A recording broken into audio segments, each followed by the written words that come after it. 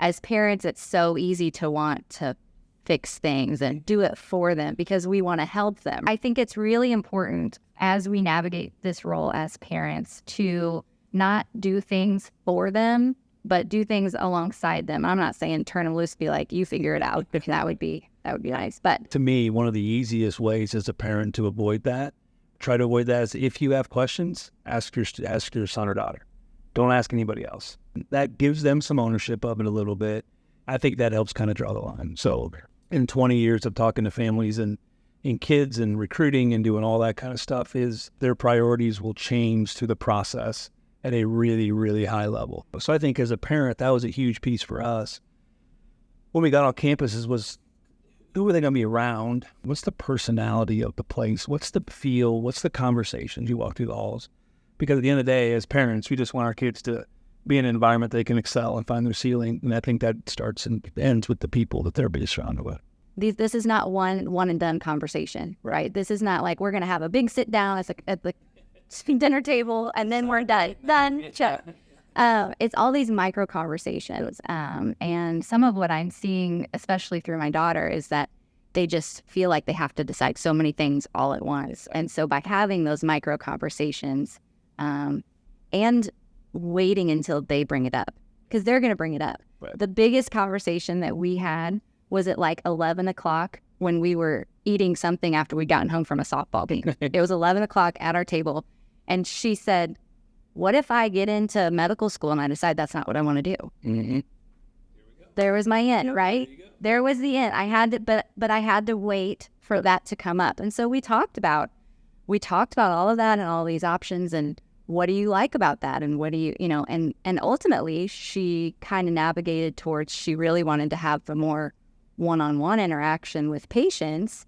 And we talked about nursing, maybe even nurse practitioner someday. And she wasn't even aware of that. Yep. So, again, I didn't bring that up. I waited until she asked the question, but then I was ready. And being in the position I'm in, of course, she had a little bit more knowledge of that. But we pulled up this system that we have that is like a career exploration quick quiz, and we did it. Yeah. And it helped her kind of feel like, okay, maybe that really is what I want to do. So some of what we want to do is help prepare parents so that when that opportunity arises, you're confident and ready to help navigate that conversation. Sometimes we can navigate towards the finances, or we navigate towards and at the end of the day, 18 and 19-year-olds, if that's what we're talking about, they don't quite understand that quite yet. So although it can be a piece of our conversation, it's probably not always going to be the driver of our conversation. Because if somebody chooses something, only with that being the only piece of it, in my opinion, it's really hard to maximize the experience that comes out of it. So you identify your why. You identify the value that fits your story, and then you get on campus, and then those people you're talking about, my biggest advice is you need to connect with those people. As the old guy we've heard forever, like it's not what you know till you know kind of deal. College is an unbelievable place to be able to meet a lot of different people from we have multiple countries represented here at John Wood, and that's no different than most campuses. So you get to meet people from different backgrounds and different cultures, and you get to make new friends, and you get to connect differently, and whether it's a staff member or student.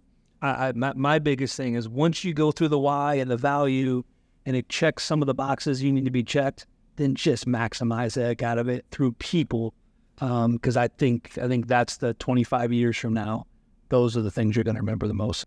But I think the thing that we've got to continue to remind folks is you're going to college to get a career. It can be both. I mean, it can absolutely be the experience and the friends and the connections and everything that goes with college life. It can absolutely be that. But at the same time, don't lose sight that you're really going so you can get a job, have a career. The beauty of higher ed is you can change your mind. My youngest going to college is going to be a freshman. He wants to be in the medical field, whether that's physical therapy or whether it's doctor, whatever, nurse, whatever that is. My guess is he's going to be in that because that's his wheelhouse. That's what he's comfortable in. But he hasn't had any stinking idea of what he's going to be doing 5 years from now. Yeah. I think that's perfectly okay. Yeah, and letting them know that it is okay to change your mind. It's okay to not know. It's okay to change your mind. There was some stat, I can't quote it specifically, but like 75% of students by their second year of college have changed their major at least once. Right. Yeah.